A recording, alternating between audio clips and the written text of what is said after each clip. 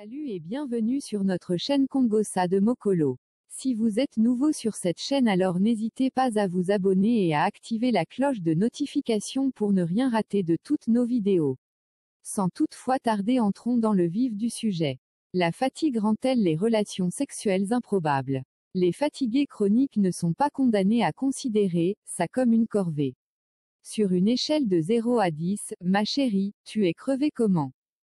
À l'heure des ébats amoureux, l'excuse de la migraine n'étant plus crédible et ne l'ayant peut-être jamais été, elle est couramment remplacée par celle de la fatigue, lot quotidien de bien des femmes quand la journée se termine. Difficile alors de trouver l'énergie de donner encore de soi dans une union sexuelle. Étonnante différence des sexes qui fait que, là où l'homme se repose, se rétablit, se répare, la femme a peur de s'épuiser. Il est vrai que statistiquement et physiologiquement, la femme a un plus grand besoin de sommeil. D'où l'inventivité de certains couples pour choisir un moment favorable. Pas simple. Faut-il se résigner? La vie est-elle si mal faite? Les relations conjugales sont-elles inévitablement un sujet de culpabilité, je n'y arrive pas, ou de frustration, je n'ai pas assez? Ne pas se mettre de pression. Fatigue et union conjugale ne sont pas forcément incompatibles, à quelques conditions. Un changement d'état d'esprit, cesser de considérer l'acte sexuel comme une fatigue supplémentaire et commencer à le voir comme un ressourcement possible et un réconfort physique.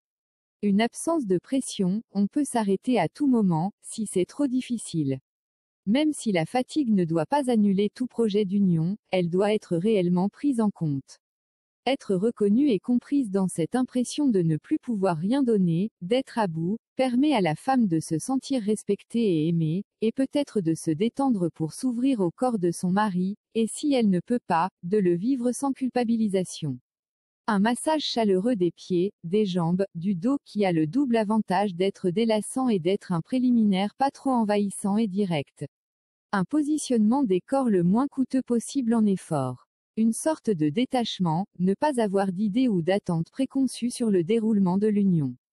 Pourquoi pas une union qui ne va pas jusqu'à l'orgasme? Ce dernier n'est pas un impératif absolu, pour l'un comme pour l'autre. De la générosité de part et d'autre, et l'absence de tout soupçon sur cette générosité. En résumé, une union plutôt sur le mode tendre que sur le mode passionné. Cette union, dans la faiblesse, est souvent récompensée d'un sentiment de communion plus grand, une gratitude mutuelle qui fortifie l'amour. Merci d'avoir regardé notre vidéo.